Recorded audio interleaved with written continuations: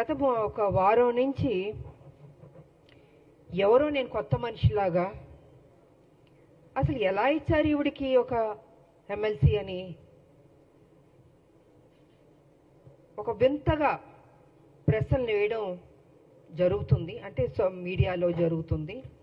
అది మీడియా వాళ్ళు వేయడం కాదు, అది ఎవరు అడిగిస్తున్నారో కూడా మాకు తెలుసు. పాపం బీజేపీ టీఆర్ఎస్ వాళ్ళకి ఏం అర్థం కావట్లేదు అనుకుంటాను. ఒక మహిళగా మీ రెండు పార్టీలకు నేను సేవలు అందించాను. మీరు సరైన నిర్ణయం తీసుకోకపోబట్టి మీ పార్టీని విడిచి నేను బయటికి వెళ్ళాను. ప్రజల్ని ఏ రకంగా మోసం చేయాలో ఆ రకంగా మీరు మోసం చేస్తున్నారు.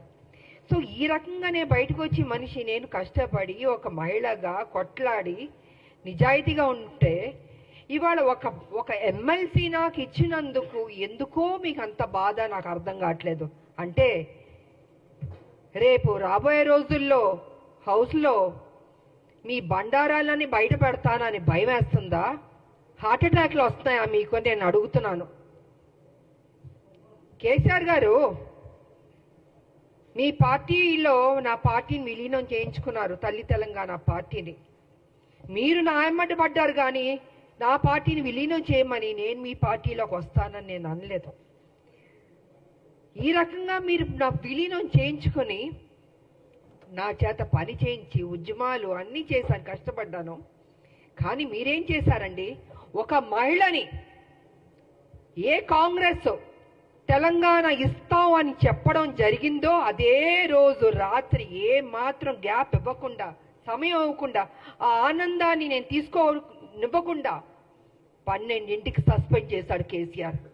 వాస్తవాలు మాట్లాడుకుందామండి. ఎందుకు వాస్తవాలు కప్పిపుడుచుకుంటారు? విజయశాంతికి సంబంధమే లేదా? తెలంగాణ విజయశాంతి పోరాడలేదా? ఫర్ కైండ్ ఇన్ఫర్మేషన్ 1998 నా రాజకీయ జీవితం మొదలైంది బీజేపీ నుంచి. ఇది అందరికీ తెలిసిన సత్యం. ఒక ఓటు 2 రాష్ట్రాలు అనబట్టే నేను వెళ్ళాను.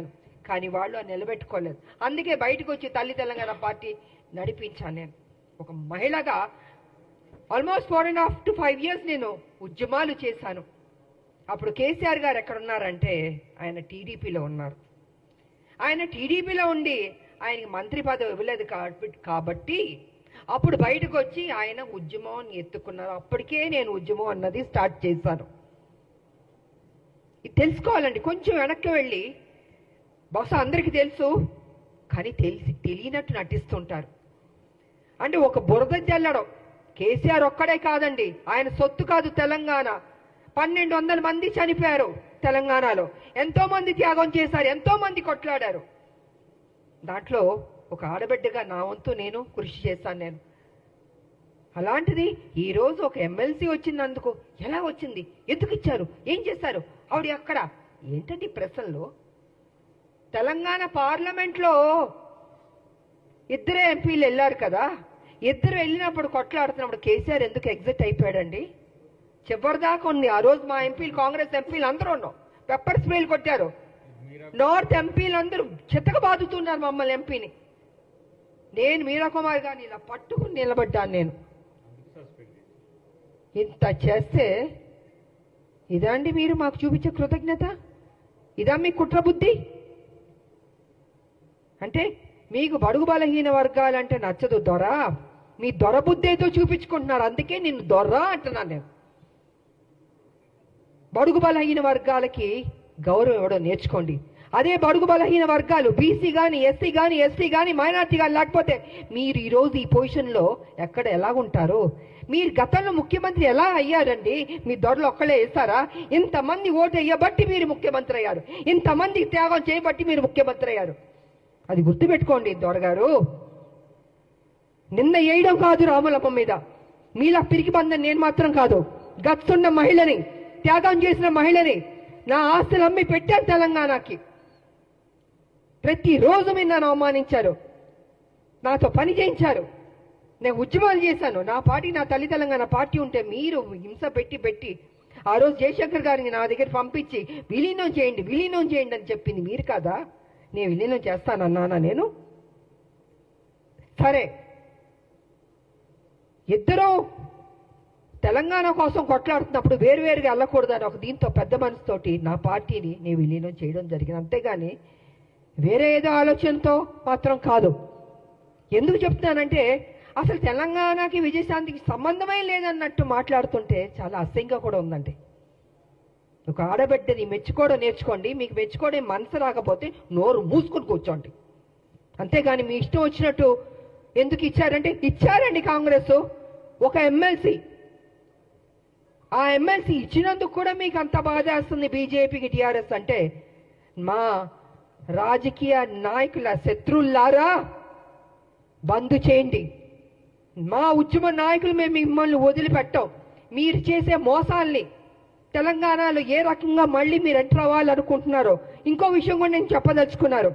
బీజేపీ ఏం చేయబోతుందంటే నెక్స్ట్ స్టెప్, ఏ తెలంగాణ వ్యతిరేకించే శక్తులు ఉన్నారో వాళ్ళందరినీ మొత్తం తిప్పబోతున్నారు తెలంగాణలో. మళ్ళీ బ్యాక్ టు స్క్వేర్ వన్ ని తెలంగాణ తీసుకురాబోతున్నారంటే వాళ్ళ పెత్తనం ఉండాలి. వ్యతిరేకించిన శక్తుల్ని, తెలంగాణ ఉద్యమం నాయకులు ఉండకూడదు, తెలంగాణ ప్రజలకి ప్రాధాన్యత ఉండకూడదు, మళ్ళీ బాంచన్ని కాలు మొక్కుతాననే పరిస్థితికి బీజేపీ తీసుకురాబోతుంది. ఇది సత్యం, ఇది తెలుసుకోవాలి అందరూ. అందుకే ఎవరు ఉద్యమ నాయకులు ఉన్నారో వాళ్ళందరినీ తొక్కేద్దాం, వాళ్ళ నోటిని బంద్ చేద్దాం. వాళ్ళు కనపడకూడదు, వినపడకూడదు, మాట్లాడకూడదు. ఇదే కదా మాతో చేసింది మీరు. మీ పార్టీలో ఉంటే ఏం గౌరవాలు ఇచ్చారు? ఎందుకు మీ పార్టీలు బయటికి వెళ్లాల్సి వచ్చింది? వాస్తవాలు ఇదండి. ఆ రోజు మీ బీజేపీలో కొంచెం వెనక్కి వెళ్దామండి. నేను మొన్న బీజేపీలో ఉన్నప్పుడు ఒక విషయం మీరు గుర్తుపెట్టుకోండి. కిరణ్ కుమార్ రెడ్డి గారు తెలంగాణను వ్యతిరేకించి ఆయన అసభ్యకరంగా మాట్లాడి తెలంగాణ ఉద్యమానికి నేను ఒక్క పైసా ఇవ్వను తెలంగాణకి, ఏం పీక్కుంటారో పీక్కోండి అన్నాడు కదా ఆయన. అలాంటి ఆయన్ని, తెలంగాణకు వ్యతిరేక ఉన్న మనిషిని మన బీజేపీలోకి ఎంటర్ అవుతే నాకు నిజంగా ఉండబుద్ధి అవ్వలేదు. ఆ స్టేజ్ మీద నేను వాకౌట్ అయిపోయి వెళ్ళిపోయాను. నేను ఎవరంటే కిషన్ రెడ్డి గారి ఫ్రెండ్ ఆయన. ఆ రోజు నుంచి బీజేపీకి నా మీద ఒక కక్ష. అంటే వాళ్ళ మనుషుల్ని తెలంగాణ వ్యతిరేక శక్తికి వస్తే అక్కడ నేను బయటికి వెళ్ళిపోతున్నానంటే చూపించుకోకూడదు. ఎందుకు చూపించుకోకూడదండి? తెలంగాణని అవమానపరిచి తెలంగాణకి మేలు చేయని కిరణ్ కుమార్ రెడ్డి గారు లాంటి వాళ్ళు మిగతా ఇంకొకళ్ళు ఏమైనా ఉంటే ఎందుకు నేను వచ్చి మీకు ఎస్ బాస్ అని చెప్పాలండి? ఇలాగ అనేక కారణాలు ఉన్నాయండి. ఈ అనేక కారణాల వల్లే ఈరోజు విజయశాంతి మీద, రాములమ్మ మీద ఒక ఎమ్మెల్సీ ఇస్తే అయ్యో ఎందుకు ఇచ్చారు, ఎలా ఇచ్చారంటే పేపర్ వచ్చి ఇచ్చారండి. ఎలా ఇస్తారండి? సోనియా గాంధీ గారు ఇచ్చారు, అద్దంకి దయాకర్ గారికి ఇచ్చారు, నాకు ఇచ్చారు, శంకర్ నాయకర్ గారికి ఇచ్చారు. సో వాట్ అండి? కష్టపడ్డా అనుకుంటాం, కష్టపడ్డాం, ఆస్తులు అమ్మాం, తెలంగాణను కాపాడాం. ప్రతి నిమిషం కాపలా కుక్కలా మేము కాపాడుతామండి. కానీ మీరేం చేస్తున్నారు? 10 సంవత్సరాలు మీరు అధికారంలో ఉండి కేసీఆర్ గారు దోచుకోలేదా తెలంగాణ మొత్తం సొమ్ముని? ఇవాళ మీరు దోచుకోబట్టే కదా ఈ పరిస్థితి వచ్చింది. అది విడిచిపెట్టి కాంగ్రెస్ మీద నిందలేయడం, ఆయన చేసిన తప్పులు చెప్పడు, 7 లక్షల కోట్లు ఎలా తిన్నాడో ఖర్చు అయిందో చెప్పడు, ఎలా అప్పయింది చెప్పండి. నేను కూడా నా పార్టీ నేను అడుగుతున్నాను, సీరియస్గా తీసుకోవాలి సార్. మనం విడిచిపెట్టకూడదు. దీన్ని ఎంత దూరం వరకు తీసుకెళ్ళా? 7 లక్షల కోట్ల అప్పు ఎలాగైంది చెప్పమనండి. దాటవేయడం కాదు, నా మనిషిని మాత్రం విడిచిపెట్టకూడదు. నువ్వు ఉద్యమాలని చెప్పి నీకు చేతిలో తెలంగాణ పెడితే నువ్వేం చేసావు?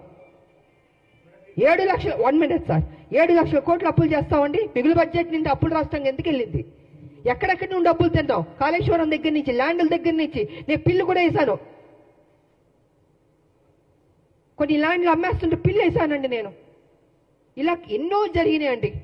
అందుకే వాళ్ళు చెప్తున్నాను నేను, కేసీఆర్ వాస్తవాలు నువ్వు మాట్లాడాలి. సమయం దగ్గర పడింది. నువ్వు చేసిన తప్పులు చెప్పాల్సిందని మేము విడిచిపెట్టాం, డెఫినెట్గా విడిచిపెట్టామండి. మా రాష్ట్రం మేము కష్టపడి తెచ్చుకున్న రాష్ట్రం, నా ప్రజలు బాగుండాలని కోరుకున్న వాళ్ళం మేము. ఉద్యమకారులకు మాకు నిత్యం మా ప్రజలు బాగుండాలి, మేలు జరగాలని ఆలోచిస్తూనే ఉంటాం మేము. ఇంతకు మించి మాకు అయ్యా ఉంటుందండి. కాబట్టి నా పార్టీని రిక్వెస్ట్ చేసేది ఏంటంటే విడిచిపెట్టకూడదు సార్. మనం ఎట్టి పరిస్థితుల్లో కేసీఆర్ చేసిన అప్పును మొత్తం ఒక్కొక్కటిగా బయట పెట్టాలి. ఏదో నామకే వాస్తే మనం మాట్లాడడం లేదా వదిలేయడం కాదు, తవ్వాలి, బయటికి తీయాలి వాస్తవాన్ని. ఇది నేను ఈ సందర్భంగా తెలియజేసుకుంటూ, ఈరోజు మాకు ఎమ్మెల్సీ దాంట్లో మేము అడుగుపెట్టబోతున్నాం. కాబట్టి మాకు మరొకసారి మా హైకమాండ్కి నేను కృతజ్ఞతలు తెలియజేసుకుంటూ రేపు హోలీ కాబట్టి అందరికీ హోలీ శుభాకాంక్షలు కూడా తెలియజేసుకుంటూ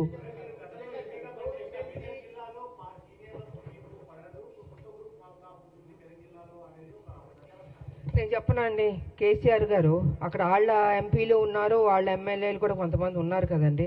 ఇలాగే ప్రెస్లో చెప్పించే వాస్తవాల్ని కప్పిపుచ్చి అవాస్తవాల్ని ముందుకు తీసుకొస్తున్నాడండి కేసీఆర్. నాకు అక్కడ ఉన్న వాళ్ళకి ఎవరు పడలేదని మీకు ఎవరు చెప్పారు? మేము చెప్పానా?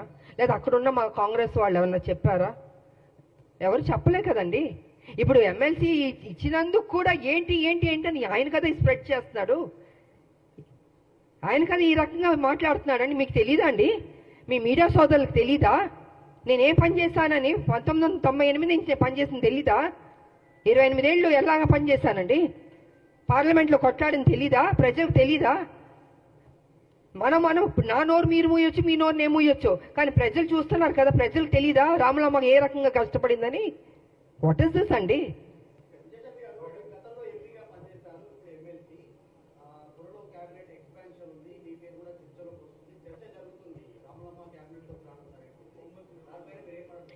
సార్ నాకు అది తెలియదండి, నాకు నిజంగా తెలీదు. నాకు హైకమాండ్ ఈ బాధ్యత ఇచ్చింది. మా ముఖ్యమంత్రి గారు కావచ్చు, మహేష్ కుమార్ గౌడ్ గారు కావచ్చు, ఇంతమంది ఎంతో ఆప్యాయతగా నన్ను పార్టీలో ఆహ్వానించారు, నాకు ఈ బాధ్యత ఇచ్చారు. డెఫినెట్గా నేను పనిచేయడం అండి. ఇన్ని సంవత్సరాలు నేను పనిచేస్తూనే ఉన్నాను తెలంగాణకి. ఇది ఒక బాధ్యత, ఇది ఒక నాకు ఉద్యోగం అనుకుంటున్నానండి. వేరే ఇంక నేనేం అనుకోవట్లేదు. ఈ ఉద్యోగానికి ప్రతిపక్షాల నోర్లు ముయించాలి, వాళ్ళు చేసిన తప్పుల్ని ప్రజలకు తెలియజేయాలి, ఏ రకంగా లూటీ చేశారో అది బట్టబయలు చేయాలన్నదే నేను కోరుకుంటున్నాను. అంతకంటే నా మైండ్లో ఏమీ లేదు అసలు. నా మైండ్లో ఏ ఆలోచన లేదు అసలు. ఇది కూడా ఆలోచన లేదు. అన్నీ ఒక్కొక్క బ్రేకింగ్ న్యూస్లో వస్తుంటే నేనే చూస్తూ ఉన్నాను, మీతో పాటు నేను చూస్తున్నాను.